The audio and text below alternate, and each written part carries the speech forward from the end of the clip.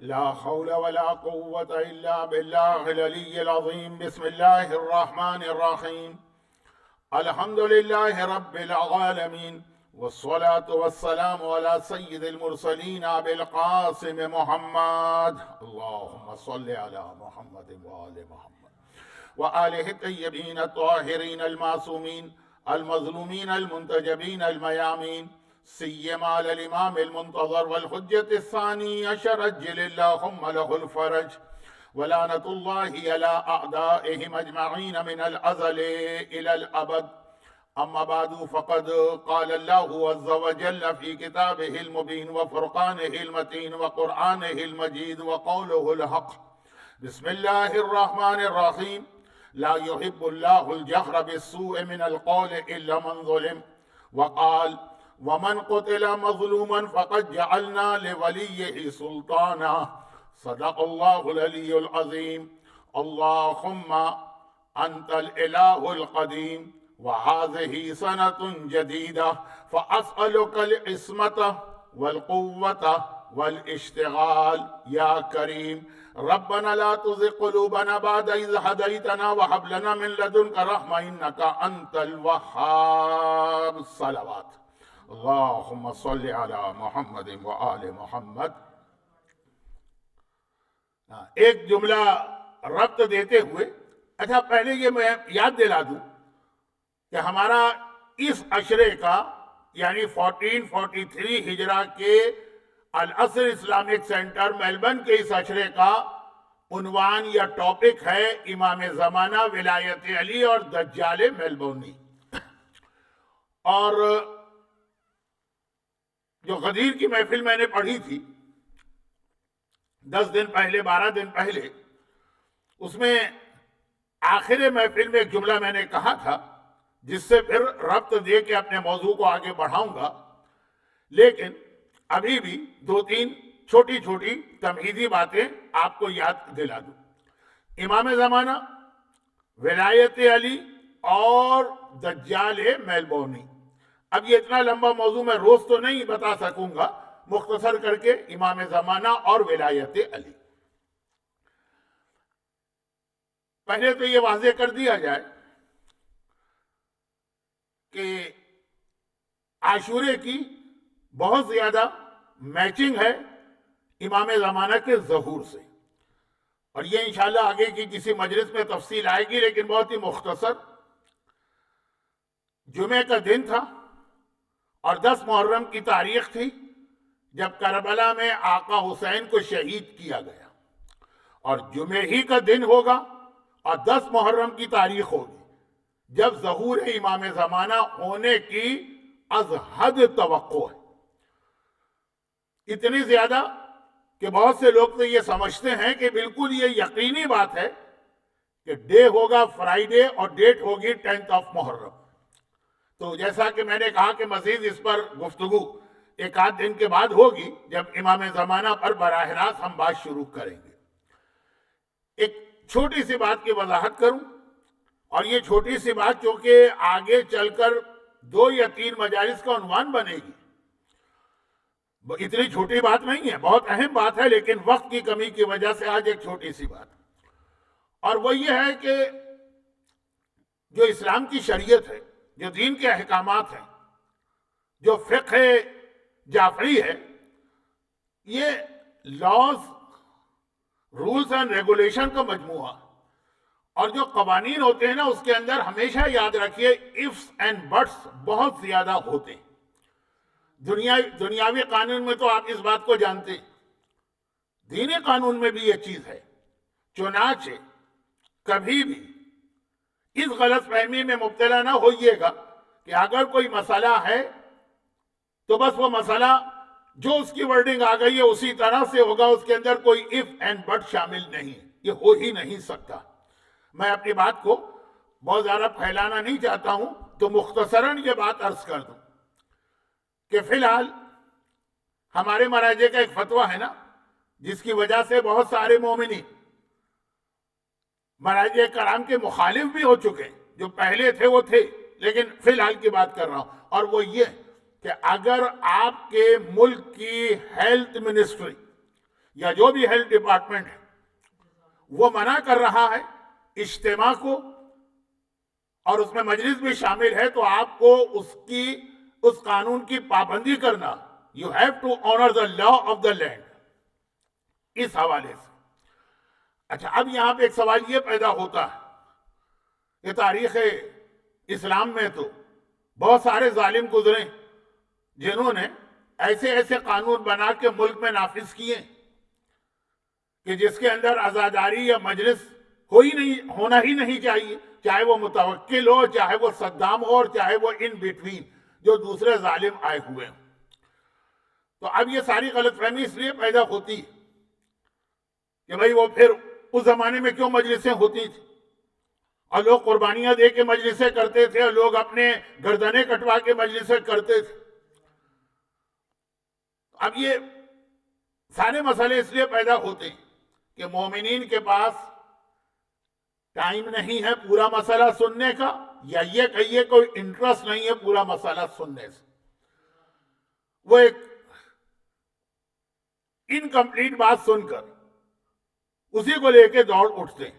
اب میں اس وقت ڈیٹیل میں نہیں جا رہا ہوں، اس لیے کہ میرا آج کا جو موضوع ہے، جو آج کل رات کی مجلس کو آج مکمل کرنا ہے تاکہ امام زمانہ اور ولایت علی پہ بات کل سے شروع کی جائے، آنے والی کل۔ لیکن یہ بات میں ڈیٹیل میں نہیں بتا پا رہا ہوں، لیکن مختصر یہ بتا دوں کہ مثلا اب ہم باقی ساری چیزیں چھوڑ دیں، یعنی باقی چیزوں سے مطلب یہ ہے کہ اور گیدرنگ چھوڑیں، خالی مجلس پر آ جائیے۔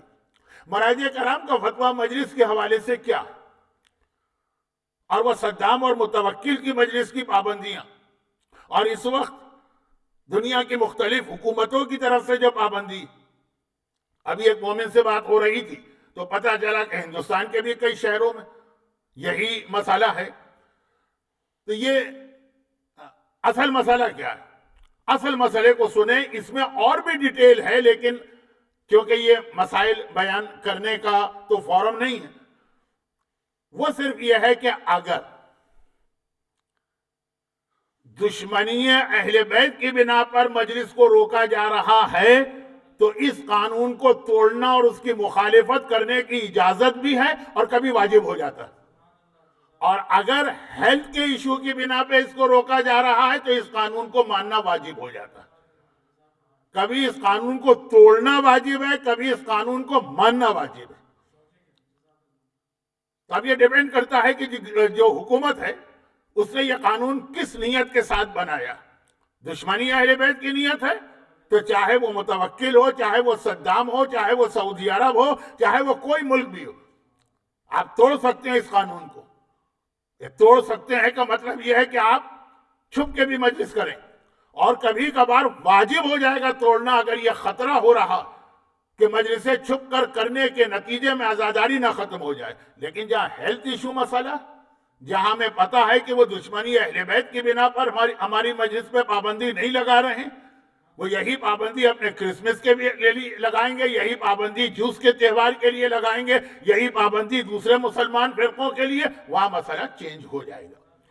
اور اس حوالے سے ٹائم نہیں ہے کہ میں تفصیل میں جاؤں، ورنہ بہت انٹرسٹنگ بات ہے، بہت چھوٹے چھوٹے 2-3 اشارے کر دوں کہ عام بیماریاں جو ہیں اس میں بھی یہ پابندی آ جاتی تھی۔ مثلا پہلے زمانے میں ایک بڑی خطرناک بیماری ہوتی تھی، پہلے سے مطلب 500 سال پہلے نہیں، ابھی چند سال پہلے تک ٹی بی کی بیماری۔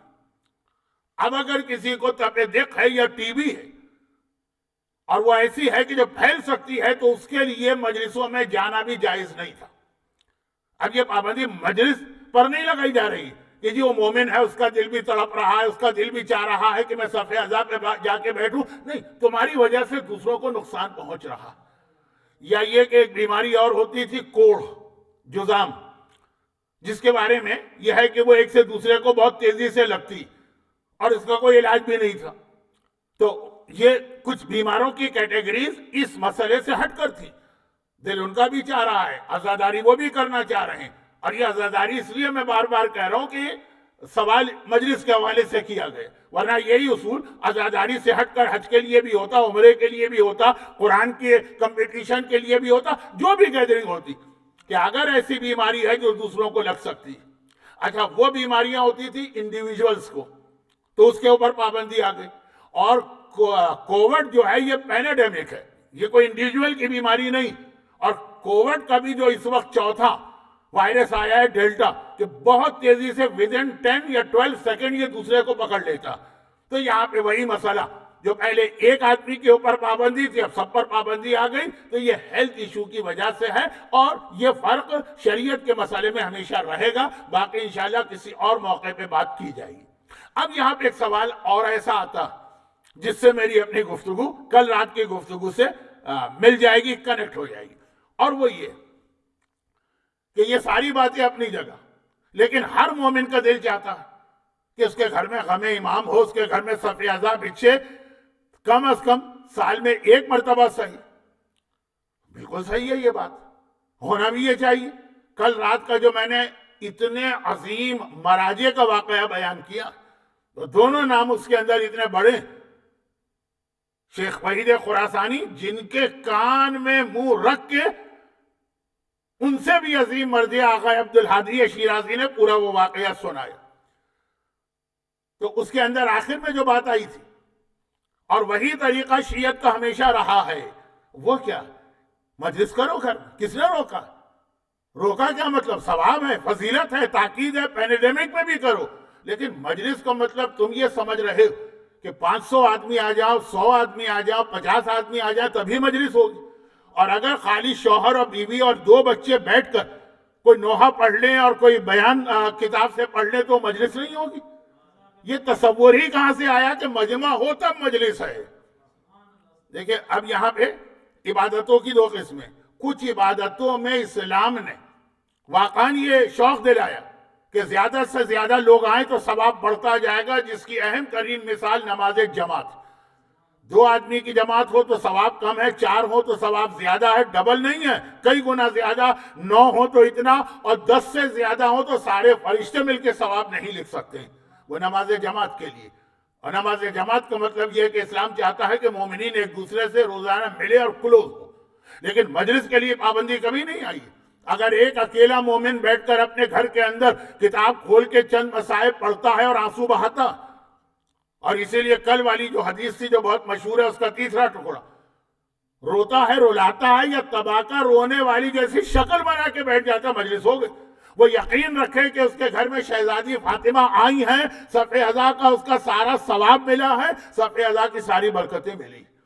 تو یہ جو 2 چیزیں لوگوں نے خود ہی سے کنیکٹ کر لی کہ مجلس کا ثواب, مجلس کی برکت, مجلس کی فضیلت, شہزادی کونین کی آمد, اور پھر مجمع ہونا چاہیے. ورنہ شاید برکتیں آدھی رہ جائیں, شاید فضیلتیں کم رہ جائیں, شاید ثواب کم رہ جائے, شاید شہزادی نہیں آئے کہ اس گھر میں نہیں جاؤں گی, یہاں 5 آدمی ہیں, اس گھر میں جاؤں گی وہاں 500 آدمی. اس نے نہیں سمجھا اہل بیت کو, اس نے نہیں سمجھا عزاداری کو, اس نے نہیں سمجھا فاطمہ زہرا کے کریمہ ہونے کو. تو وہ جو ہے, جیسے کل کا واقعے میں یہی تو تھا نا کہ زندگی میں کبھی سید جعفر نے مجلس نہیں پڑھی, لیکن بس دل میں خیال پیدا ہوا, چنانچہ گئے کتاب لے کر آئے, صرف بیوی اور بچوں کو بٹھا کے اس کتاب سے چند پیراگراف پڑھ دیے. وہی اتنی بڑی فضیلت بن گئی کہ آقا حسین نے آقا عباس سے کہا کہ اس کا نام لکھ لو ان لوگوں کی فہرست میں جو میرا بیان ذکر کرتے ہیں. تو یہ مجلس, یہ والی مجلس جو میں نے ابھی آپ کے سامنے بیان کیا, یہ متوکل کے زمانے میں ہوتی تھی. 2 3 عورتیں جاتی تھی جنگل میں جا کے مصائب پڑھتی تھی, مجلس ہو گئی. تو ان کو ملائیے نہیں. اور یہیں پر اسی حوالے سے اب بات آگے بڑھ رہی. پہلے تو یہ یاد رکھیے کہ اہل بیت کریم, وہ مجمع کو نہیں دیکھتے ہیں, وہ یہ نہیں دیکھتے ہیں کہ خرچہ کرنے والے نے کتنا خرچہ کیا ہے, کہ معلوم ہوا کہ سارے ملینر اور بلینر جو ہیں پیسے والے سیٹ, جنہوں نے حرام طریقے سے مثلا پیسے نہیں چلے جائز طریقے سے کہ, لیکن وہ اپنے پیسے کی بنا پر اہل بیت کو بلا لیں گے, اور ایک غریب آدمی اپنی غربت کی بنا پر شہزادی کونین کی حاضری سے محروم رہے گا. اہل بیت کو سمجھیں, وہ نیت کو دیکھتے ہیں, وہ جذبے کو دیکھتے ہیں. چنانچہ ایک چھوٹا سا واقعہ جو میں اکثر پڑھتا رہتا ہوں, اور اب تو بہت ساری خواتین نے بھی یہ واقعہ پڑھنا شروع کر دیا ہے. تو لوگ کہتے ہیں مولانا یہ واقعہ مردانی مجلس میں ٹھیک نہیں لگتا, زنانی مجلس میں ٹھیک لگتا ہے.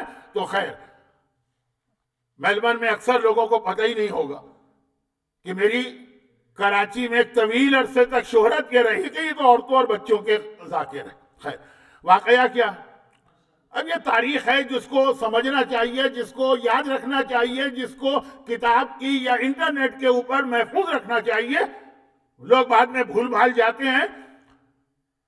ہندوستان کا وہ زمانہ ہے کہ برٹش راج انڈیا میں قائم ہونے جا رہا، اور ان کی ساری وہ سازشیں چل رہی ہیں، اس علاقے پہ قبضہ، اس علاقے پہ قبضہ، اس علاقے پہ قبضہ، یہاں تک کہ وہ لوگ اودھ میں انٹر ہوئے، جو کیپٹل لکھنؤ تھا، عزاداری کا بھی مرکز، علم کا بھی مرکز، علماء کا بھی مرکز. دو ہی بڑے شہر تو تھے جو مرکز تھے، علم، علماء اور عزاداری کے، ایک لکھنؤ ایک امروہہ. تو اب یہ اودھ میں داخل ہوئے، لکھنؤ میں، اور آہستہ آہستہ کر کے حکومت پہ قبضہ کرنا ہے. اب اس کے وہ جو طریقے تھے یہ سب بیان کرنے کا وقت نہیں، مختصر یہ کہ اودھ کے وزیر پر انہوں نے چارجز لگائے کرپشن کے، کہ یہ کرپٹ، اس کو ہٹاؤ، معزول کرو. یہی کچھ انہوں نے دہلی میں مغل بادشاہوں کے ساتھ کیا، یہی انہوں نے اودھ کے اندر وہاں کے حکمرانوں کے ساتھ کیا. چارجز لگائے اور اٹھا کے ان میں سے ایک وزیر کو جیل میں ڈال دیا. اب لکھنؤ ہے اور وہ زمانے کا لکھنؤ. ان کی عادت تھی، عادت کیا تھی؟ ان کی عبادت تھی کہ یہ ہر سال چاند رات کو ایک سبیل لگاتے تھے لکھنؤ میں پیاسوں کے نام پر. یہ صرف چاند رات کی سبیل ہوتی. جیسے کراچی میں جو رضویہ سوسائٹی والے، ان کو یاد ہوگا مرحوم حبیب صاحب کا، کہ گھر سے جلوس نکلتا تھا چاند رات کو. پھر چاند محرم کا نکلا ہے وہ جلوس، تاریخی حیثیت رکھتا تھا. تو لکھنؤ کے حساب سبیل، چاند رات کو سبیل ہے پیاسوں کے نام پر. اور بہترین اس میں دودھ کا شربت بناتے ہیں، خاص طریقے سے، خاص ریسیپی سے، خاص انداز سے اس کو پکاتے ہیں، کاٹتے ہیں. جو کچھ ہے میں وقت آپ کا ضائع کر رہا ہوں. اور اتنا کہ لوگوں کو پورا سال یاد رہتا تھا، بلکہ لوگ انتظار کرتے تھے کہ چاند رات ہو تو ان کے گھر جائیں گے، سبیل پہ جا کے یہ شربت پیئیں گے. اور وزیر تھے تو کوئی پابندی تو تھی نہیں کہ ایک گلاس پیو کہ دو گلاس پیو، جتنا دل چاہے پیو. لیکن اب چلے گئے جیل میں اور تقریباً پورا سال جیل میں رہے. چنانچہ سارے پیسے گھر میں ختم ہو گئے، گھر والے برتن بیچ بیچ کے گزارا کر رہے. یہ چاند رات تھی، اس سے پہلے ایک دن پہلے ان کو رہائی ملی. اب جو آئے گھر میں تو گھر کی حالت بھی دیکھی. اور چاند رات، آج 29 کی ڈیٹ تھی، آج رات کو چاند ہو سکتا ہے، ہو گیا چاند. اب چاند ہو گیا تو ان کے ذہن میں یہی خیال کہ اب بچوں کے کھانے کے لیے کچھ نہیں، گھر کے برتن بیچے گئے ہیں، گھر والوں کے کپڑے بیچے گئے اور گزارا کیا گیا. اور میں ہر سال مولا کے نام پہ سبیل لگاتا ہوں، سبیل تو مجھے اس سال بھی لگانا ہے. لیکن اب ایسے حالات تو ہیں نہیں کہ وہ دودھ کا شربت بنے اور اس میں وہ پستے اور بادام اور وہ ساری چیزیں ڈالی جائیں اور اس کو پھر 12 گھنٹے پکایا جائے.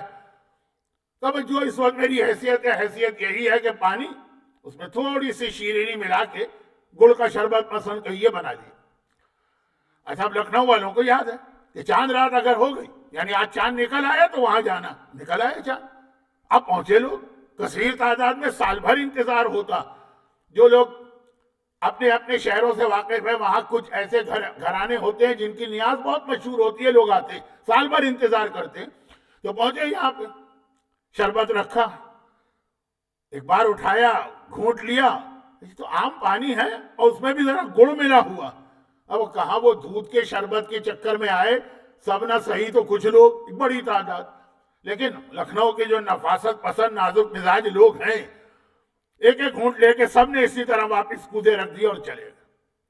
یہ ہر تھوڑی دیر کے بعد آ رہے ہیں. میں بطور مثال کہہ رہا ہوں کہ مثلا 5 ٹنکیاں بنائی تھی شربت کی، تھوڑی دیر کے بعد آ کے دیکھتے پہلی ٹنکی تو ابھی خالی تو چھوڑیں، آدھی تو چھوڑیں، 1/4 بھی استعمال نہیں ہوئی ہے، اسی طرح سے بھری ہوئی، کوئی پی ہی نہیں رہا شربت. یہاں تک کہ آدھی رات کا وقت آ گیا. پرانے زمانے میں جب الیکٹریسٹی نہیں تھی، آدھی رات کا مطلب ختم ساری ایکٹیویٹیز. گھر میں آ کے رونے لگے، لگتا ہے کہ مولا نے میری نیاز قبول نہیں کی. اب یہ رو رہے ہیں آدھی رات کو بیٹھے ہوئے کہ دروازے پہ نوکنگ ہوئی. گھبرا کے انہوں نے پوچھا اس وقت کون آ گئے؟ حالات بھی خراب ہیں، ابھی جیل سے نکلے. آواز آئی کہ مسافر یہاں سے گزر رہے ہیں، بہت پیاسے ہیں، کیا پانی مل جائے گا؟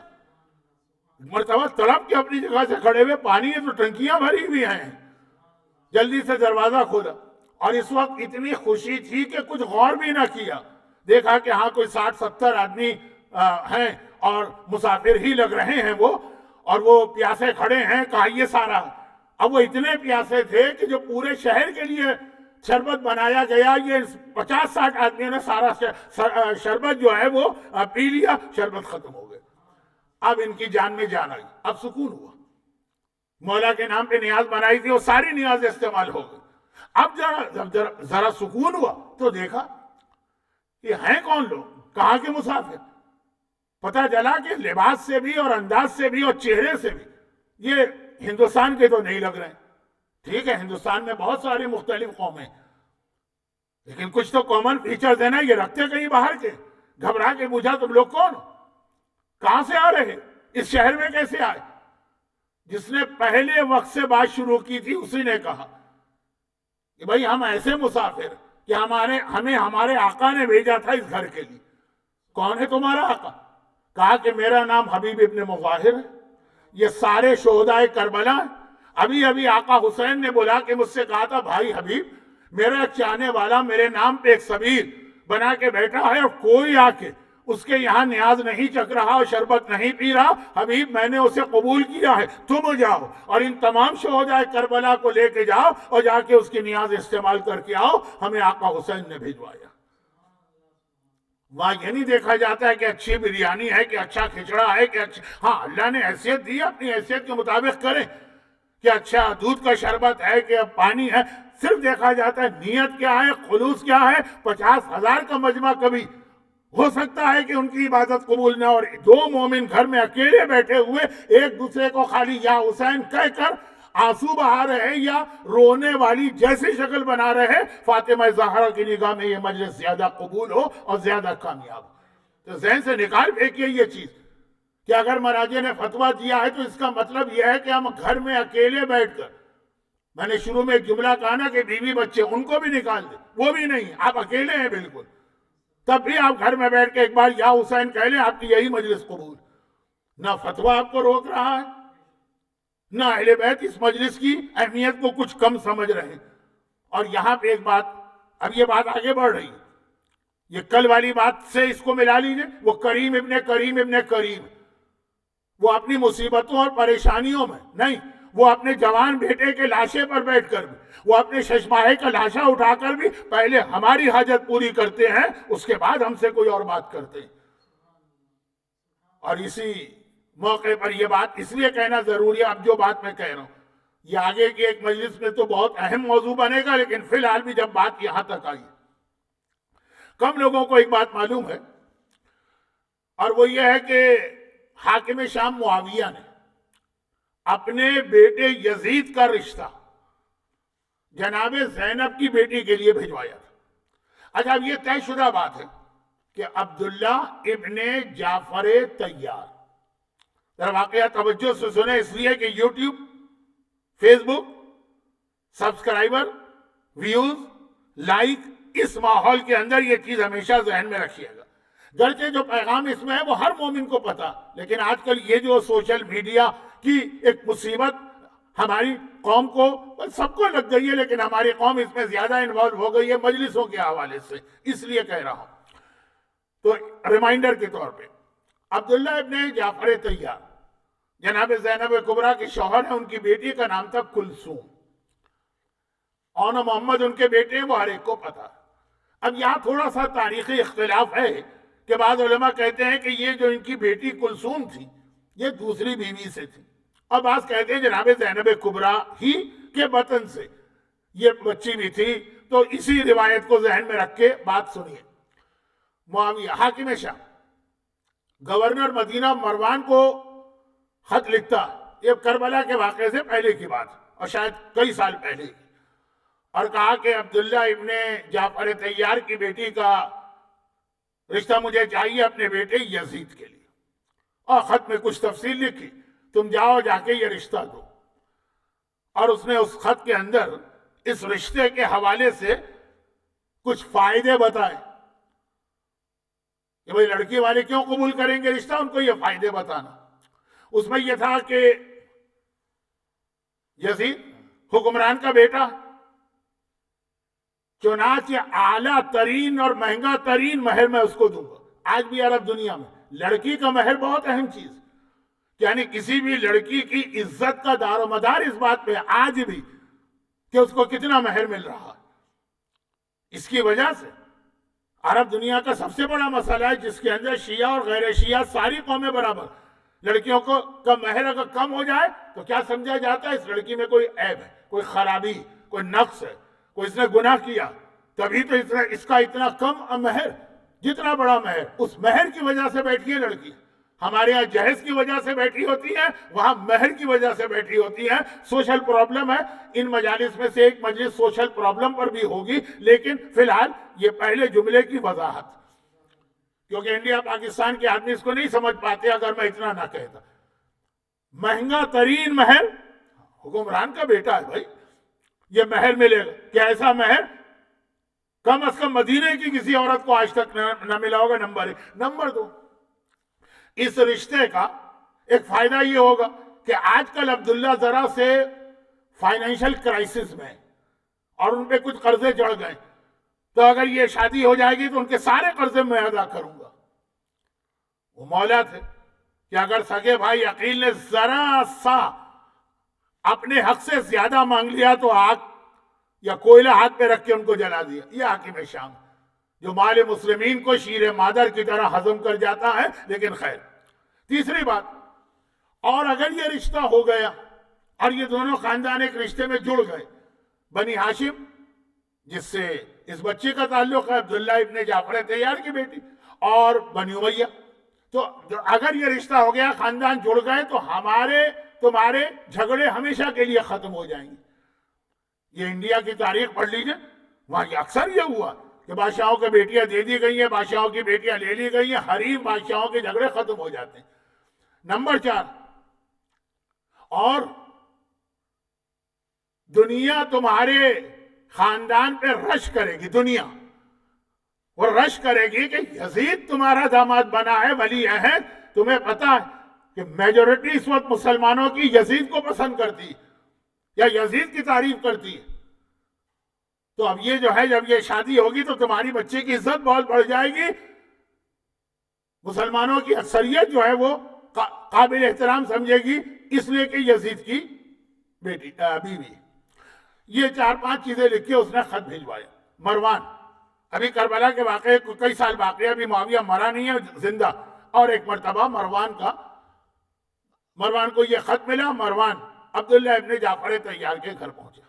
گورنر مدینہ ہے، لیکن چونکہ اس وقت مسئلہ رشتے کا ہے، خود گھر پہنچا اور کہا کہ میں حاکم کی طرف سے پیغام لایا ہوں ولی عہد کے لیے، یعنی جو بعد میں حکمران بننے والا، اسلامی دنیا اس کے ہاتھ میں آنے والی، اس کا رشتہ لے کے آیا ہوں۔ اس سے بہتر رشتہ کیا ہوگا؟ 8 محرم کی مجلس میں اکثر ایک روایت میں پڑھتا ہوں کہ جب مولا علی کا رشتہ ام البنین کے قبیلے میں گیا تو اس قبیلے کے لیے عید ہو گئی تھی، عید کا لفظ بھی چھوٹا، تو اب کہا کہ میں رشتہ لایا ہوں تمہارے لیے، بہت برکت والا رشتہ، بہت خوش قسمت ہو کہ اتنا بہترین رشتہ ملا۔ عبداللہ ابن جعفر طیار نے ایک جواب دیا جو ویسے بھی شرعاً بھی ایک مسئلہ ہے، النبی اولیٰ بالمؤمنین من انفسہم من کنت مولا فہذا علی مولا، اور خاندان اہل بیت کا طریقہ بھی۔ کہا کہ ہمارے تمام معاملات ہمارا مولا حسین طے کرتا ہے، حتیٰ یہ کہ ہمارے خاندان کی ساری شادیوں کا فیصلہ بھی آقا حسین کرتے ہیں، چنانچہ یہ معاملہ میرے اختیار میں ہے ہی نہیں، جو کہنا سننا ہے جا کے آقا حسین سے بات کرو۔ ذہن میں رکھیے گا کہ عبداللہ ابن جعفر طیار عمر میں آقا حسین سے بہت بڑے، لیکن وہ ایک طریقہ مومن کا بھی ہونا چاہیے اور خاندان اہل بیت کا بھی تھا۔ تو اب مروان آقا حسین کے پاس گئے اور کہا کہ اگرچہ حاکم مدینہ نے تو مجھ سے کہا تھا کہ میں عبداللہ سے بات کروں، لیکن انہوں نے آپ کی طرف بھیج دیا، اس بچی کا رشتہ چاہیے، جناب زینب کی بیٹی کا رشتہ مانگا جا رہا۔ اور وہ چاروں چیزیں اس نے بتا دی۔ آقا حسین نے سنا اور سننے کے بعد کہا کہ نمبر 1، مہر، بڑے سے بڑا مہر دینے کو تیار۔ کیا تمہیں نہیں پتا جو مہر ہمارے نانا رسول خدا نے اپنی بیٹی کی شادی میں دیا، ہمارے لیے وہی سب سے بڑا مہر ہے۔ ہمارے یہاں کسی بچی کا نکاح اس سے زیادہ مہر پہ نہیں ہوا، ہمیں وہی چاہیے، 480 درہم، یا بعض کتابوں میں 500 درہم بس، جو عرب کے اعتبار سے بہت چھوٹی رقم ہے. کہا کہ نہیں، اس سے بڑا کوئی مہر نہیں ہے جو فاطمہ زہرا کے لیے ہمارے نانا نے طے کیا ہے، تو ہمیں نہیں چاہیے تمہارا یہ بڑا مہر. نمبر 2، تم نے کہا کہ سارے قرضے ادا ہو جائیں گے. ہماری بیٹیاں اپنے باپوں کے قرضے شوہر کے مال سے ادا نہیں کروایا کرتی ہیں، تو نہیں چاہیے ہمیں تمہاری یہ مدد. بہت میں مختصر کر رہا ہوں کہ واقعہ ذرا لمبا نہ ہو جائے.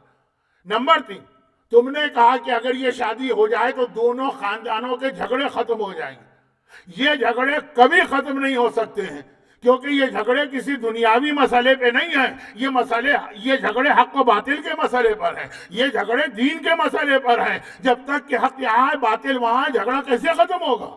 ہاں، اگر زمین پہ جھگڑا ہوتا، اگر کسی عورت کے مسئلے پہ جھگڑا ہوتا، اگر کسی دولت کے مسئلے پہ، وہ محاورے کو میں نے بتا دیا، زن زر زمین، ان کی وجہ سے جھگڑا ہوتا تو ٹھیک ہے کہ بھئی دونوں خاندان قریب آ گئے. جب مسئلہ حق اور باطل کا ہے، جب مسئلہ دین اور بے دینی کا ہے، وہ جھگڑا قیامت تک ختم نہیں ہو سکتا ہے. چنانچہ اس رشتے سے یہ مسئلہ بھی حل نہیں ہوگا. میں بہت مختصر کر رہا ہوں، کبھی آپ تفصیل کے ساتھ کسی عالم سے یہ روایت سنیے جو بحار الانوار میں علامہ مجلسی نے نقل کی، تو شاید زیادہ مزہ آئے. اور چوتھی چیز، اور یہ جو میں نے کہا نا کہ اصل تو یہ چیز تھی کہ یقیناً اگر ہمارے خاندان کی بچی یزید کے ہاں چلی گئی تو عام لوگ جو ہیں، جو عام پبلک ہوتی، وہ رش کرے گی کہ بھئی کتنے بڑے گھرانے میں شادی ہوئی، یزید کے بہت چاہنے والے اور ماننے والے. میں میدان کربلا میں دیکھ لینا، ادھر 72 تھے تو ادھر 30,000 سے لے کے 5 لاکھ یا 3 لاکھ تک کا عدد بتایا جاتا. مگر یہ جملہ، حق اور باطل کا فیصلہ تعداد کی کثرت پہ کب سے ہونے لگا ہے؟ باطل والے ہمیشہ زیادہ رہیں گے، حق والے ہمیشہ کم رہیں گے. تو اگر زیادہ لوگ تعریف کرنے لگے تو وہ زیادہ لوگ ہمیں نہیں چاہیے، ہمیں حق والے چاہیے جو ہمیشہ تعداد میں کم رہیں گے. یہ آخری چیز ہر مومن جانتا کہ حق والے ہمیشہ تعداد میں کم ہے جب تک کہ ظہور امام نہیں ہو جاتا ہے، جو میرا موضوع ہے اس عشرے کا. مگر ہر جگہ یہ بات کہنے کے باوجود مجلس وہی کامیاب ہے جس میں پبلک زیادہ ہے. جن کی پبلک کم آئی ہے، مجلس نہیں قبول نہیں ہوئی. وہ مجلس خطیب وہی بہت بڑا ہے جس کو مثلا 1 ملین لوگ لائک کریں، 1 لاکھ آدمیوں نے جس کو سبسکرائب کیا ہو، جس کے ویوز دیکھ رہی ہے 80,000 ویو ہیں 3 گھنٹے کے اندر. وہ کوئی خطیب ہے؟ 2 دن سے اس کی مجلس لگی ہے، 15 سے 20 اس کے ویوز نہیں ہونے پا رہے. یہ کرائیٹیریا، یہ اصول، یہ کہاں سے آ گیا شیعت کے اندر اور کہاں سے آ گیا حسینیت کے اندر؟ بالکل واضح طور پہ کئی دفعہ کہا، لیکن چونکہ اس میں ایک واقعہ بھی ذرا دلچسپ تھا تو میں نے کہا اس واقعے کے ذریعے بتا دوں. یہ زیادہ یہ کم، امام بارگاہوں کا فیصلہ لوگ اس بات پہ کرتے ہیں. بھائی وہ امام بارگاہ جو ہے نا وہ بہت بڑا ہے کیونکہ وہاں پبلک بہت آتی ہے، اور فلاں جگہ کتنے 10 آدمی آتے ہیں. یہ ناکام امام باڑہ. بھائی یزیدیت کے کرائیٹیریا سے چیک کر رہے ہو، معاویہ کے اصولوں سے چیک کر رہا تو تم ٹھیک ہو، اور اگر حسینی اصولوں سے چیک کر رہے ہو تو وہاں مسئلہ یہ تعداد کا نہیں ہے. ہاں ایک ٹھیک بات ہو اور تعداد بھی ہو تو کیا کہنا، لیکن صرف تعداد کو معیار بنانا آج کا سوشل میڈیا مجبور کر رہا ہے بانیان مجلس کو، مجلس پڑھنے والوں کو اور مجلس سننے والوں کو کہ وہ صرف یہ ویوز کے چکر میں اور سبسکرائبر کے چکر میں وہ ہر وہ بات کہیں جو عام لوگوں کے دل کو خوش کرتی ہے، چاہے وہ اہل بیت کی تعلیمات کے بھی خلاف اور کربلا کے جہاد کے بھی خلاف. کوئی ایسی بات نہ کہہ دو کہ لوگ ناراض ہو جائیں، ورنہ وہ سبسکرائبر ختم ہو جائیں گے، لائک کے بدلے ڈس لائک کا بٹن دب جائے گا. کیونکہ یہ ایک بہت بڑا فتنہ ہے، ورنہ مذہبی معاملات میں یہ اصول نہیں تھے کبھی. دنیاوی معاملات میں ہو، کوئی سنگر ایسا ہے، کوئی ایکٹر ایسا ہے، کوئی کھانا پکانے والی خاتون ایسی ہیں، وہ کہتی ہیں کہ میں مہینے میں 2 کروڑ کماتی ہوں، کمائیں وہ. مگر دین میں یہ اصول نہیں چلتا، اور اس کی وجہ سے کتنی خرابیاں آ رہی ہیں. ایک واقعہ اور سن لیجیے تاکہ اس واقعے کے ذریعے سے آپ کو ولایت علی، جو میرے موضوع کا دوسرا حصہ ہے نا، امام زمانہ اور ولایت علی، سمجھ میں بھی آئے کہ علی ہیں کیا. علی کو سمجھیے، علی کا مزاج سمجھیے. ہم نے علی کا نام تو لیا، ابھی تک علی کو سمجھا ہی نہیں ہے. معرفت کی بات نہیں کر رہا، وہ تو سوائے اللہ اور رسول کے علی کی صحیح معرفت کوئی نہیں کر سکتا، لیکن جتنا ایک مومن کے لیے علی کو سمجھنا ضروری۔ مرزا حسین نوری ہماری تاریخ کے ایک بہت مشہور محدث ہے، اور یہاں پر ایک جملہ میں اس لیے کہہ دوں کہ جب اس قسم کی کوئی بات آتی ہے نا جس میں مومن کو یہ پیغام ملتا ہے کہ جی تمہارے لیے یہ جنت کے جو تمہیں اس طرح باغ دکھائے جا رہے ہیں وہ اس طرح یقینی نہیں ہے، جب کوئی ایسی بات بتائی جاتی ہے نا تو اخباری علماء فوراً کہہ دیتے ہیں کہ سب غلط ہے۔ مرزا حسین نوری اخباری عالم تھے، لیکن جو صحیح اخباری عالم ہے، صحیح جو خالی اپنے غلط نظریات کو چھپانے کے لیے اخباریوں کا نام استعمال نہیں کر رہے، صحیح اخباری عالم، ان کا احترام ہے، غلطیاں ہیں ان کی، غلطی الگ چیز ہے، احترام اپنی جگہ۔ مرزا حسین نوری علم حدیث کے بہت بڑے ماہر ہیں، ان کا ٹائٹل ہے سیکنڈ مجلسی یا مجلسی ثانی، اور ایک ایسا طریقہ انہوں نے شیعت کے اندر رائج کیا کہ آج بھی، بلکہ یہ کہیے کہ آج کل زیادہ لوگ اس پہ عمل کرتے ہیں۔ پیغمبر کی ایک حدیث ہے من سن سنتا حسنہ، جو اسلام میں ایک اچھا طریقہ لے کر آئے گا جتنے لوگ قیامت تک اس پہ عمل کریں گے سب کا ثواب اس آدمی کو ملے گا۔ اور وَمَن سَنَّ سُنَّةً سَعِيَّةً فَعَلَيْهِ وِزْرًا، اور اگر کوئی اسلام میں برا طریقہ لے کر آئے گا تو جتنے لوگ اس برے طریقے پہ عمل کریں گے سب کا عذاب اس پہلے آدمی کو مل کے ملے گا۔ مثلا مومنوں کے معاشرے میں جس پہلی عورت نے بے پردگی اختیار کی، اب اس کے بعد جتنی بے پردہ عورتیں، ہر بے پردہ عورت کو اپنی بے پردگی کا گناہ ملے گا، مگر یہ ساری بے پردگی کا گناہ مل کر 500، 1000، 2000 گناہ مل کر اس پہلی عورت کو ملے گا جس نے اپنے سر سے چادر یا اسکارف اتار کے پھینکا۔ اور اسی طرح اگر کوئی اچھا طریقہ اختیار کرے، اب یہ یوٹیوب، فیس بک اور یہ ویورز اور یہ سبسکرائبر، یہ والی خرابی جو اسلام میں لے کے آ رہا ہے، وہ کیا اس کا حشر ہوگا، یہ بات کی مجلسوں میں بھی کچھ بتاؤں گا، لیکن فی الحال اپنے اصل موضوع پہ رہتا ہوں۔ بہت پہلے،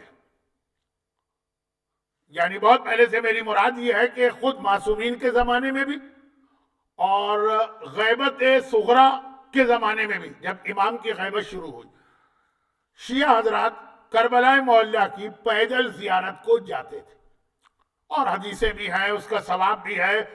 کامل الزیارات جو سب سے اتھینٹک کتاب ہے زیارات کے ٹاپک پر، اس میں ساری حدیثیں موجود ہیں۔ پھر یہ سلسلہ ختم ہو گیا، پھر یہ رواج اٹھ گیا شیعہ معاشرے سے۔ زیارت ہمیشہ رہی ہے، لیکن لوگ زیارت پہ اسی طرح سواریوں پہ جاتے رہے۔ ہندوستان سے لوگ پانی کے جہاز سے بصرہ اترتے تھے، ٹرین سے بغداد جاتے تھے، وہاں سے بسوں پر، کاروں پر یا اونٹوں اور گھوڑوں پر زیارت کرتے تھے۔ پیدل کا رواج ختم۔ دوبارہ کس نے اس کو ریوائیو کیا، کس نے دوبارہ یہ رواج اسلام میں شروع کیا؟ مرزا حسین نوری نے۔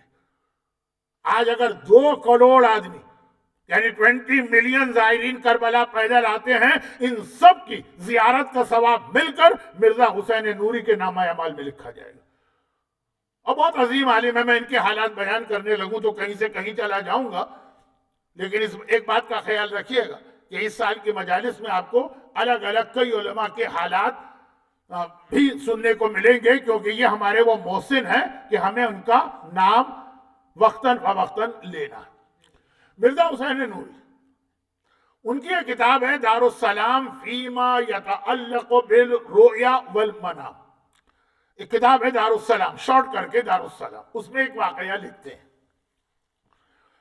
اور واقعہ اپنے زمانے کے ایک بہت ہی مشہور ذاکر کا لکھتے ہیں۔ ذاکر پنجاب کی زبان میں نہیں، خطیب، مجلس پڑھنے والا، اس کا ایک واقعہ لکھتے ہیں۔ اور کل ایک جملہ میں نے کہا تھا، آج اس کو دوہرا دوں، اور وہ یہ ہے کہ اسلام میں ایسے خواب پر کوئی توجہ نہیں دی جائے گی جو دین کی اسٹیبلش چیزوں سے ہٹ کے کوئی پیغام دے۔ لیکن جو چیزیں اسلام میں پہلے سے ثابت ہیں اس کے لیے اگر کوئی خواب ہو اور خواب دیکھنے والا آغا سیستانی کے لیول کا ہو یا آغا خوئی کے لیول کا ہو یا آغا عبدالحادی شیرازی کے لیول کا ہو یا مرزا حسین نوری کے لیول کا ہو تو اس کی پوری حیثیت ہے، اہمیت ہے اور وہ اتھینٹک ہے۔ وہ خطیب اپنا ہی واقعہ بیان کر رہے ہیں، بہت بڑے اپنے زمانے کے مانے ہوئے خطیب۔ میں یہاں بطور مثال انڈیا پاکستان کے کسی خطیب کا نام نہیں لینا چاہتا کیونکہ توہین بن جائے گی۔ وہ فرماتے ہیں آغا خود مرزا حسین نوری سے، اور چونکہ اس خواب میں معصومین کی زیارت ہوئی ہے، اور جس خواب میں معصوم کی زیارت ہو، کنفرم ہو جائے کہ معصوم کی زیارت ہوئی ہے، وہ خواب سچا ہوتا ہے۔ جیسے کل رات والے واقعے میں بھی خواب دیکھنے والا اتنا عظیم مرجع تھا تو اس نے پہچان لیا کہ آقا حسین آئے ہیں اور آقا عباس آئے ہیں، ہم تو پہچان بھی نہیں پائیں گے۔ خیر، تو خلاصہ یہ ہے کہ وہ کہتے ہیں کہ ایک دم میں سو رہا ہوں، ایک دم مجھے لگا کہ قیامت ہو گئی، میدان قیامت ہو گئی، لوگ قبروں سے نکالے جا رہے ہیں۔ اور پھر وہ قیامت کی ذرا منظر کشی کی جس کے بیان کرنے کا وقت نہیں۔ وہ سورج سوا نیزے میں چمک رہا ہے، خوف و دہشت کا ماحول ہے، ہر آدمی پریشان ہے، وہ ساری باتیں اپنی جگہ۔ ہر آدمی قبر سے نکلتا ہے، جیسے کوئی قبر سے نکلتا ہے دو فرشتے اس کو پکڑ لیتے ہیں، ایک اس کے آگے چلتا ہے، ایک اس کے پیچھے چلتا ہے، اور یہ کہہ کے اس کو لے چلتے ہیں کہ حساب کتاب کا وقت ہو رہا، اس وقت حساب ہو رہا، زندگی بھر کے اعمال کا چلو وہاں پہ۔ یہ خطیب بہت بڑے خطیب، کیا میں نام لوں مثال کے طور پہ سمجھانے کے لیے بھی توہین نہ ہو جائے، یہ بہت بڑے خطیب یہ کہتے ہیں کہ میں بھی اپنی قبر سے نکلا، تو ایسے ہی قیامت کا منظر دیکھ کے دل میں ڈر پیدا ہو گیا، اور پھر ساتھ میں آگے دو فرشتے پکڑ کے، ایک آگے ایک پیچھے ہے، آگے والا گھسیٹ کے لے جا رہا، کیونکہ جس طرح سے کبھی کبھار جانور کو آپ ذبح کریں تو وہ تیار نہیں ہوتا ہے تو قصائی کان پکڑ کے کھینچتا ہے، دوسرا پیچھے سے دھکا دیتا ہے، اس طرح سے حساب کتاب کا مرحلہ ہے۔ ڈر محسوس ہو رہا تھا ویسے ہی قیامت دیکھ کر، اور اب یہ کہ سارے زندگی کے اعمال کا نامہ کھلے گا، کوئی خوشی سے جانے کو تیار نہیں ہو، فرشتے گھسیٹ کے لے جا رہے۔ اور جیسے جیسے میں آگے بڑھ رہا ہوں چاروں طرف کتاب دارالسلام، اور احتیاطاً میں ابھی آنے سے 15 منٹ پہلے پورا واقعہ دوبارہ کتاب میں دیکھ کے آیا ہوں، پورا واقعہ دوبارہ، یہ آنے سے 15 منٹ پہلے یعنی 7:15 پہ یہ واقعہ میں نے ابھی دیکھا دوبارہ تاکہ ریفریش ہو جائے۔ کہا کہ اب اتنا ڈر، اتنا خوف، دل نہیں جا رہا حساب کتاب کے لیے۔ جس بچے کی امتحان کی تیاری پوری نہ ہونا، جب ایگزام کا دن قریب آتا ہے نا تو وہ بہت زیادہ پریشان ہوتا، دل ہی نہیں جاتا امتحان دینے کا، لیکن فرشتے دو ہیں پکڑ کے لے جا رہے، ہر ایک کے لیے دو لگے۔ اور میں گھبراہٹ کے عالم میں بڑھ رہا ہوں کہ اچانک میں نے دیکھا میرے رائٹ سائڈ پر، دیکھیں یہ ہے پورا مزاج اہل بیت کا، ہم نے کچھ اور ہی سمجھا، شرابیں پیو اور علی کا نام لوگے تو جنت ہے، اور بے پردہ گھومو اور فاطمہ کا نام لوگے تو جنت ہے، ہم نے اہل بیت کو سمجھا ہی نہیں۔ بہت ہی مختصر پہلے ایک جملہ کہہ دوں جس کی تشریح بعد میں ہوگی، اہل بیت ہمارے وفادار ہیں یا اہل بیت پہلے اللہ کے وفادار ہیں؟ اچھا، اب میں نے دیکھا میرے رائٹ سائڈ پر ایک ہماری جا رہی ہے بہت بڑی، اور وہ ہماری شہزادی کونین کی ہماری، میں باتیں مختصر کر رہا ہوں، یہ ساری چیزیں ہیں کہ کوئی اعلان ہو رہا تھا یا بورڈ لگا تھا یا حورے کہہ رہی جو کچھ، ایک بہت بڑی ہماری، وہ شہزادی کونین کی ہے، سارے پردے پڑے ہیں، اور اس ہماری کے نیچے ایک بڑا مجمع جمع ہے، اور یہ سب وہ لوگ ہیں جو حساب کتاب سے بھاگنا چاہ رہے تھے تو یہاں آ گئے پناہ کی تلاش میں، اور جب یہاں آ گئے تو ان کو پناہ مل گئی۔ جب منظر میں نے دیکھا تو میں بھی، فرشتے میرے ساتھ ہیں نا، ایک دم سے میں ہاتھ چھوڑا کے بھاگا اور سیدھا بھاگتا ہوا ہماری کے نیچے کھڑا ہو گیا۔ بس اب فرشتے مجبور، دور سے کھڑے اشارہ کر رہے ہیں، مجھے بلا رہے ہیں، لیکن وہ قصائی کی چھری تلے خوشی سے کون جائے گا؟ یہاں تو مجھے سیکیورٹی مل گئی، پروٹیکشن مل گیا، شہزادی کونین کی سواری ہے، اس کے نیچے آپ نے دیکھا ہوگا نا، جب ہمارے یہاں تابوت نکلتا ہے تو بہت سے لوگ تابوت کے نیچے جاتے ہیں، یہ تحفظ ہے، پروٹیکشن ہے، یہ سلامتی ہے۔ شہزادی کونین کی سواری کے نیچے میں جا رہا ہوں، اب یہاں کسی فرشتے کی ہمت و مجال نہیں کہ وہاں کے کسی گناہگار کو پکڑ کے باہر نکالے، دور سے اشارہ کر رہے ہیں آؤ آؤ، لیکن کون آئے گا؟ خوشی سے کون آئے گا؟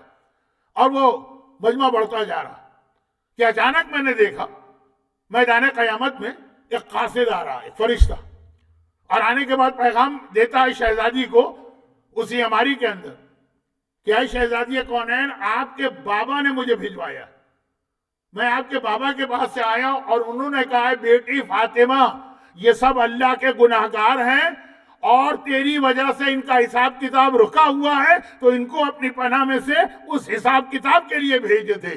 بس جیسے ہی یہ کہا ویسے ہی حوروں نے اشارہ کیا ان فرشتوں کو کہ آؤ اپنے اپنے گناہگار کو لے جاؤ۔ چنانچہ جو فرشتے میرے تھے نا تو وہ بھی تیزی سے آگے بڑھے، مجھے پکڑ کے لے گئے۔ کہاں لے کے گئے؟ جہاں پہ وہ ترازو ہے جس میں اعمال تولے جاتے ہیں۔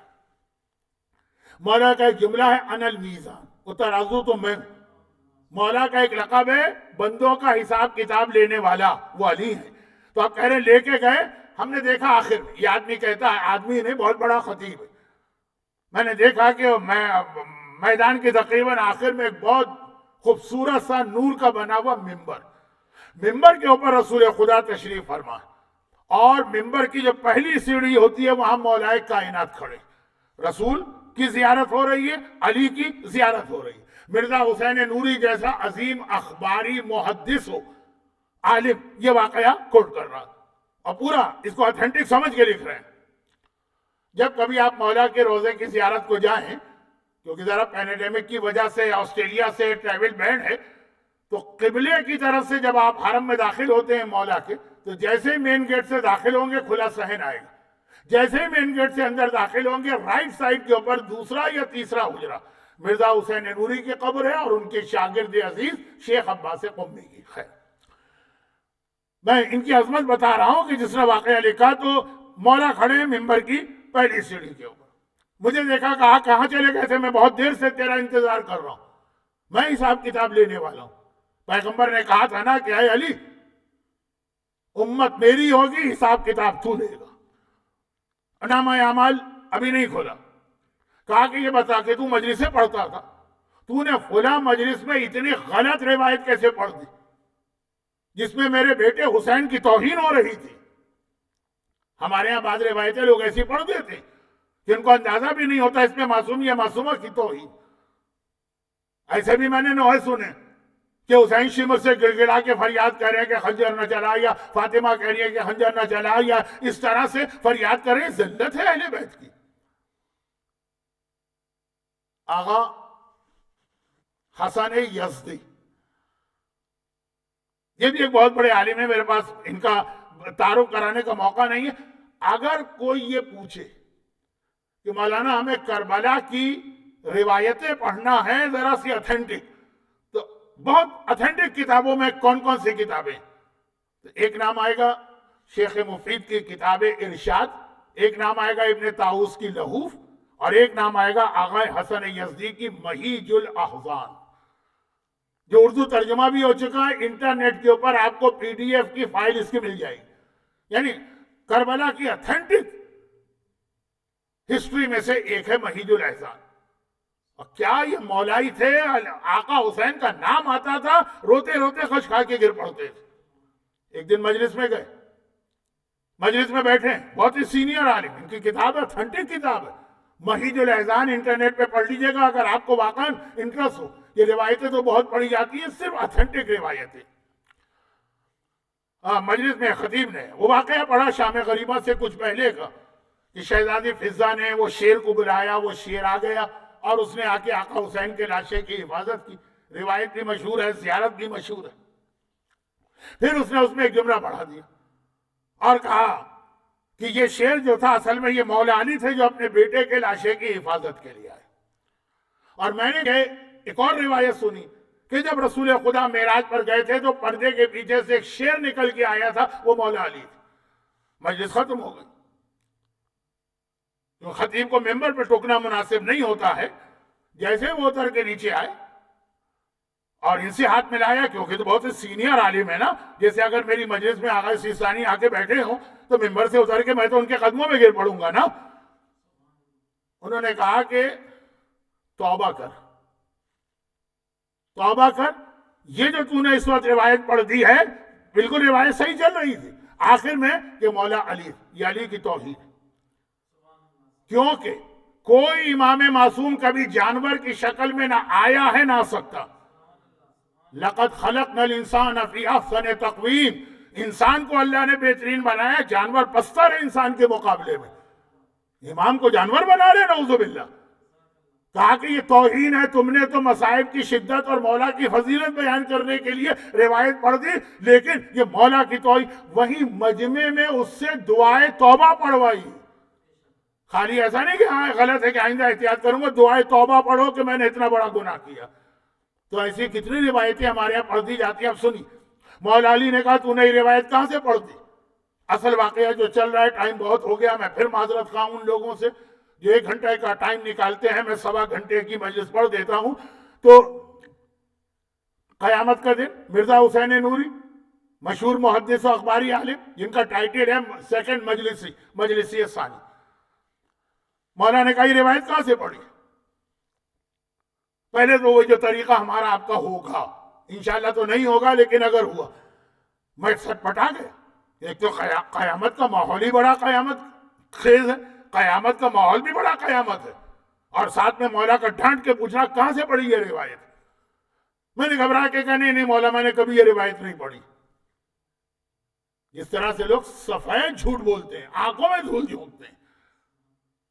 جیسے ہی میں نے کہا مجھے ایسا لگا جیسے کسی نے میرے بازو میں وہ ایک میخ، ایک کیل، گاڑی ہو کیا کہ نیلنگ جسے کہتے ہیں نیل، اور وہ جو میرا برابر میں فرشتہ کھڑا تھا اس نے فوراً ایک رجسٹر میرے ہاتھ میں دیا. میں نے دیکھا یہ تو میرا نامہ اعمال ہے جو اب دیا میرے ہاتھ میں.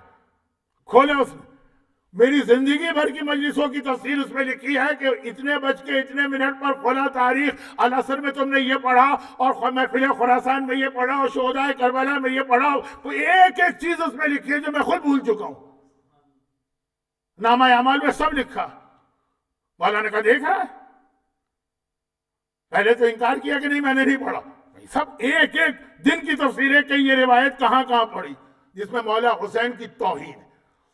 اور کچھ ہیں اس میں تفصیلات بھی لیکن وہ میں نہیں بیان کرنا چاہتا، کیونکہ توہین والے جملے کچھ ایسے ہیں جو دہرائے جا سکتے ہیں، کچھ اتنے توہین والے ہیں کہ نہیں دہرائے جا سکتے. بس سمجھ جائیے.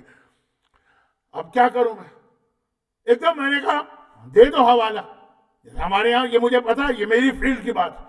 کوئی ایسا خطیب و ذاکر پھنستا ہے نا وہ الٹ پلٹ کسی کتاب کا نام لے لیتا. میں نے کہا یہ علامہ مجلسی کی بحار الانوار میں یہ روایت موجود ہے 10ویں جلد میں.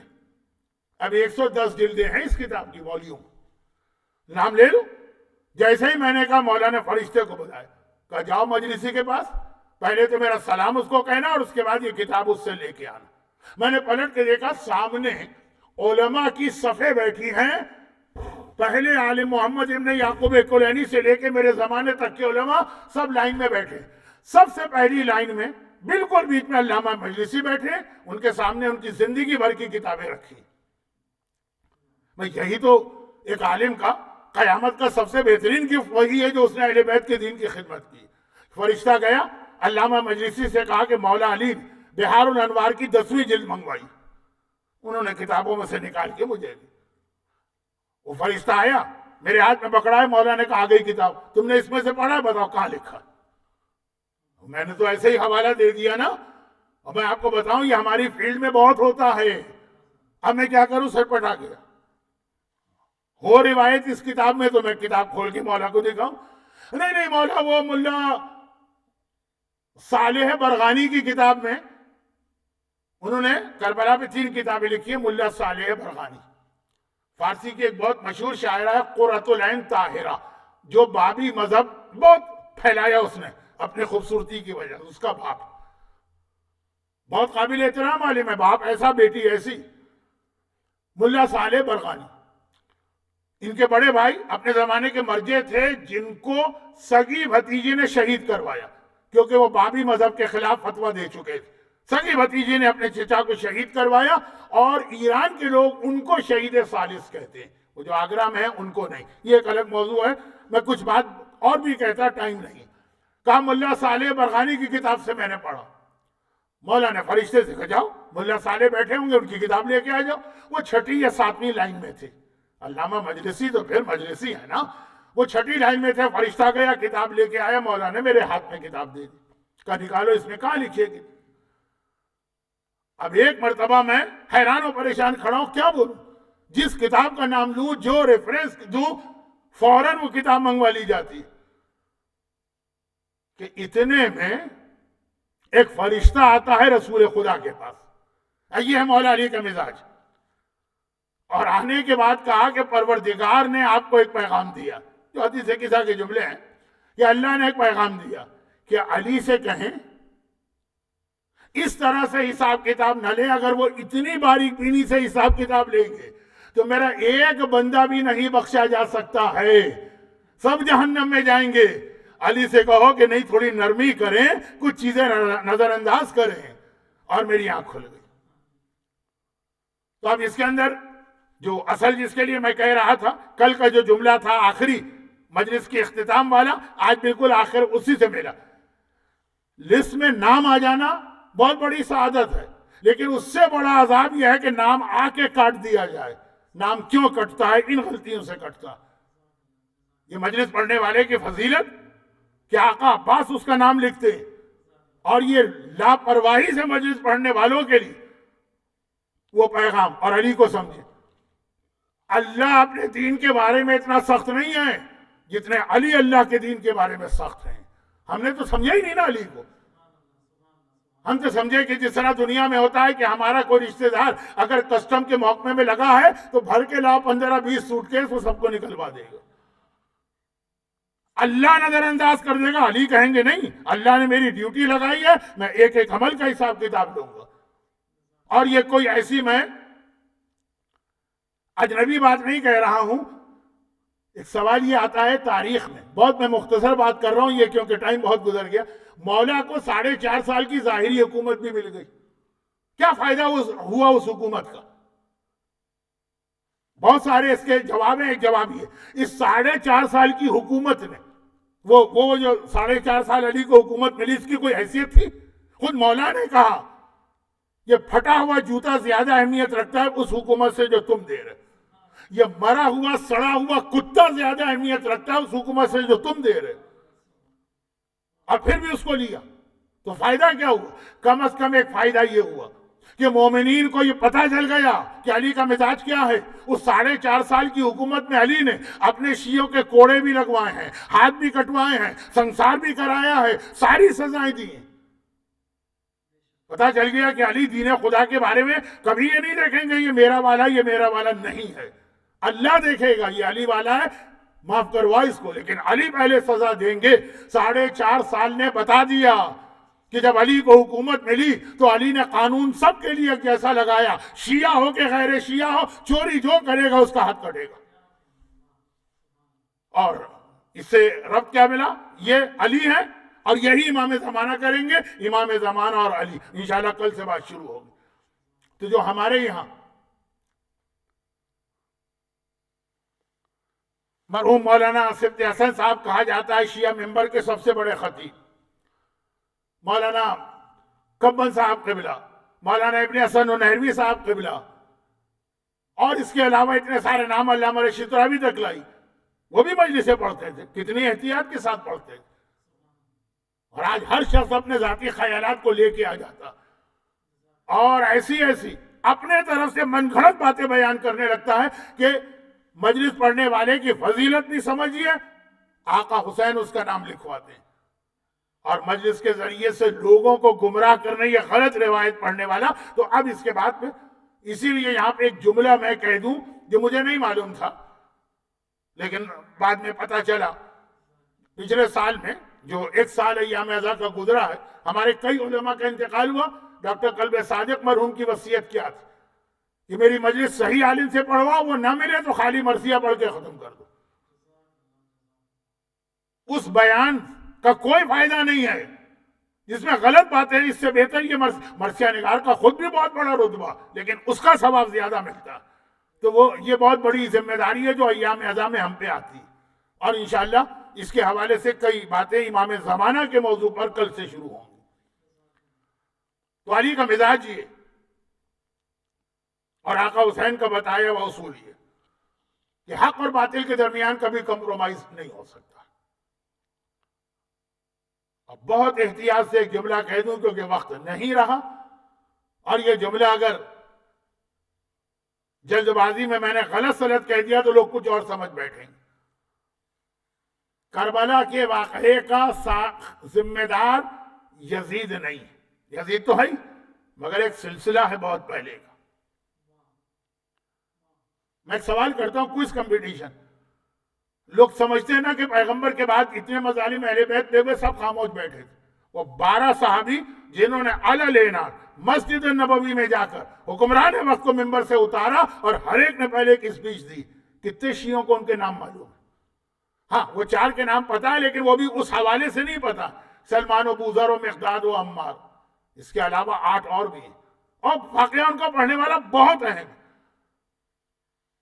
لیکن مولا نے کہا خبردار ان کے خلاف اگر تم نے تلوار نکالی، جملہ سنیے، اگر تم نے اس کے خلاف تلوار نکالی، جس سے بڑا مجرم کون ہے جو شہزادی کونین کے کوڑا مار دیا اور ان کے گھر کا دروازہ جلا دیا. مولا نے کہا اگر اس کے خلاف تلوار نکالی تو تم اس سے جنگ نہیں کر رہے ہو، تم مجھ سے جنگ کر رہے ہو. یہ مولا کا جملہ ہے. رئیس المحدثین، راس المحدثین شیخ صدوق نے بھی لکھا ہے اور علامہ طبرسی نے بھی لکھا، مجھ سے جنگ کر رہے. اور کربلا کے پورے واقعے میں مولا کے اتنے خطبات ہیں کہ اتنی بڑی کتاب ہے حسین کے خطبات کربلا سے ریلیٹڈ. ایک خطبے میں مولا حسین نے ان میں سے کسی کی جانب اشارہ بھی نہیں کیا. یہ بہت آج کے ماحول میں یہ چیزیں بہت اہم ہے سمجھنا. میں جلدی کچھ ایسی بات کہہ گیا کہ لوگ کہیں گے مولانا کے دل میں بھی کسی کے بارے میں سافٹ کارنر. کوئی سافٹ کارنر نہیں ہے. میرے دل میں صرف یہ ہے کہ مولا علی اور آقا حسین نے کس طرح سے کربلا کے جہاد کو ہمارے سامنے پیش کیا اور شہزادی کونین پر ظلم ڈھانے والوں کے حوالے سے. باقی باتیں انشاءاللہ بعد میں ہوں کیونکہ ان کو اصلی سزا دینے والا تو امام زمانہ ہے. ہمیں آپ کو انہیں سزا دینے کی ضرورت نہیں نا، ہم دے سکتے ہیں ان کو سزا. تو خیر بات کل کی گفتگو میں بہت اہم جگہ سے آگے بڑھے گی، امام زمانہ اور ولایت علی. آج تو میں یہ کہہ رہا ہوں کہ سمجھو پہلے کربلا کا پورا واقعہ علی حسین کے سارے خطبات پڑھ ڈالی، ان کی جانب اشارہ بھی نہیں. جن کی جانب زیارت عاشورہ میں بعد کے معصومین نے وضاحت بھی کی. حسین نے اس موقع پہ کوئی جملہ نہیں کہا. حسین کا سارا خطاب یزید اور یزیدیت سے رہا، اور اس کے لیے حسین ہر قربانی دینے کو تیار ہے جو اس وقت جواب دیا تھا کہ حق اور باطل میں کمپرومائز نہیں ہو سکتا ہے، اور ہم اپنی تعداد کی کمی کو نہیں دیکھتے. حق والے ہمیشہ کم ہی رہیں. اسی کے مطابق جب حسین جہاد کے لیے چلے ہیں مدینے سے تو کتنے لوگ تھے حسین کے؟ ساری خاندان والے تھے. اور کتنی بڑی حکومت سے ٹکرانے جا رہا ہے میرا آقا حسین، مگر کوئی پریشانی نہیں، کوئی ہچکچاہٹ نہیں، پوری شان کے ساتھ مدینے سے نکلے. 28 رجب کو حسینی قافلہ جب مدینے سے چلا تو کوئی اس وقت محلہ بنی ہاشم کا منظر دیکھتا؟ پورے محلہ بنی ہاشم میں پہرا لگ گیا. رسول کا گھرانہ جا رہا ہے، علی اور فاطمہ کی بیٹیاں جا رہی ہیں، حسین کے اہل حرم جا رہے ہیں. 12 برس کا بچہ بھی یہاں سے نہ گزرنے پائے. یہ وہ ہیں کہ جن کو فرشتوں نے بھی شاید کبھی نہ دیکھا. اور کس اہتمام کے ساتھ اماریاں لائی جا رہی ہیں. اہتمام کا مطلب کیا کہ سواریاں آتی، سواریوں پر اماریاں بھی، اماریوں پہ پردے بھی پڑے، اور ایک ایک سواری آتی. اور خالی یہ نہیں کہ سواری آئی، ہر بیوی کو سوار کرنے والا اس کا وارث بھی موجود اور بے چین اور بے قرار ہے. چنانچہ حسین نے فضا کے ذریعے پیغام پہنچوایا، زینب سے کہہ دو کہ اب بیویوں سے کہے کہ اپنی اپنی سواری کی جانب آ جائیں. اور یہ بیویاں سواریوں کی جانب آ رہی ہیں. ادھر ام فروہ باہر نکلی، ادھر قاسم تڑپ کے آگے بڑھتے ہیں اور ایک بار سہارا دے کے ماں کو سوار کرایا. ام لیلہ بیت الشرف سے باہر آئیں، 18 سال کا غیرت مند بیٹا اکبر تڑپ کے آگے بڑھا، سہارا دے کے ماں کو سوار کرایا. ام کلثوم باہر آتی ہیں. ام کلثوم کی کوئی اولاد نہیں ہے، مگر 55 برس کی بوڑھی بہن کے لیے 34 سال کا بھائی اولادی کی مانند ہے۔ آقا ابو الفضل عباس تڑپ کے آگے بڑھے اور ام کلثوم کو سوار کرایا، اور ایک بار زمین و آسمان کانپ کے رہ گئے، اس لیے کہ بیت الشرف سے ثانیہ زہرا زینب کبریٰ وارث فاطمہ بنت علی باہر آ رہی ہیں۔ عباس دوڑ کے آتے ہیں، علی اکبر دوڑ کے آتے ہیں، بہن کو سوار کرانا، پھوپھی کو سوار کرانا۔ آقا حسین نے روک دیا، عباس تم نہیں آگے بڑھو، اکبر بیٹا تم نہیں آگے بڑھو، زینب سوار ہو رہی ہے، زینب کو حسین خود سوار کرائے گا۔ میرا مظلوم آقا آگے بڑھا، بڑا بھائی ہے مگر کس احترام سے چھوٹی بہن کو سواری پہ بٹھایا، اور 28 رجب کا قافلہ چلا۔ جن بیویوں نے اس احترام کے ساتھ اپنے قافلے کو دیکھا ہو، جب یہی بیویاں 11 محرم کو کربلا سے چل رہی تھی، اور اس وقت بھی سواریاں تو لائی گئیں، مگر ہر ایک کی نگاہ پڑی سواریاں ہیں، کوئی ہماری نہیں ہے، کوئی پردہ نہیں ہے، کوئی سہارا دے کے سوار کرانے والا نہیں ہے۔ ہر بیوی کو مدینے کی رخصتی یاد آ گئی، قاسم کو یاد کیا فروہ نے، اکبر کو یاد کیا لیلا نے۔ ایک بار تڑپ تڑپ کے کہتی ہیں، قاسم بیٹا تیری ماں سوار ہو رہی ہے، کیا تو بھی سہارا نہ دے گا؟ لیلا کہتی ہے، اکبر بیٹا تو بھی ماں کو سہارا نہ دے گا؟ بس یہ منظر دیکھنا ہے۔ علی کی شیر دل بیٹی حسین کی بہن بھی ہے، شریکت الحسین بھی ہے، ایک بار آگے بڑھتی ہے اور کہتی ہے، بیویوں گھبراؤ نہیں، اگر کوئی اور نہ رہا، ابھی زینب زندہ ہے، میں تمہیں سہارا دے کے سوار کراتی ہوں۔ آؤ فروا، آؤ لیلا، آؤ کلثوم، آؤ رباب۔ ایک ایک بیوی کو زینب نے سہارا دیا اور سوار کروایا، لیکن آخر میں جب اپنی باری آئی، ایک مرتبہ بڑی حسرت سے دائیں طرف دیکھا، ایک مرتبہ بڑی حسرت سے بائیں طرف دیکھا، مدینہ یاد آ گیا۔ عباس بھی دوڑ کے آیا تھا، اکبر بھی دوڑ کے آیا تھا، ارے میرا بھائی حسین بھی دوڑ کے آیا تھا۔ کس سے کہیں؟ وہ فرات کو دیکھ کے آواز دی، عباس تیری بوڑھی بہن سوار ہو رہی ہے، کیا تو بھی سہارا نہ دے گا؟ بھائی اتنا کہنا ہے، اتنا کہنا ہے۔ ارے زینب کیا یہ امتحان دیکھیے، ایک بار بڑی حسرت کے ساتھ کہا، بھائی یہ کہنا ہے کہ میرا مظلوم آقا، میرا بیمار امام، میرا سید الساجدین مولا اس طرح آگے بڑھا کہ گلے میں توق ہے، ہاتھوں میں ہتھکڑی ہے، پاؤں میں بیڑی ہے، مگر کہہ رہا ہے، پھوپھی اماں اگر بابا حسین نہ رہے، اگر چچا عباس نہ رہے، ابھی آپ کا بھتیجا سجاد موجود ہے، آئیے آپ کو سہارا دے کے میں سوار کراتا ہوں۔ اجرکم اللہ الا ولعنۃ اللہ علی اعدائہم اجمعین۔ پروردگارا میرے مظلوم آقا سید الساجدین کے اس امتحان کا واسطہ، توق ہتھکڑی اور بیڑی میں جکڑے ہوئے اس قیدی کے اس امتحان کا واسطہ، سید سجاد کے چاہنے والے اور ماننے والے دنیا بھر کے تمام بیمار مومنین و مومنات، خصوصاً جو کورونا کی بیماری میں مبتلا ہیں، بلکہ مومنین و مومنات کیا کوئی انسان، ان سب کو شفائے کاملہ عطا فرما۔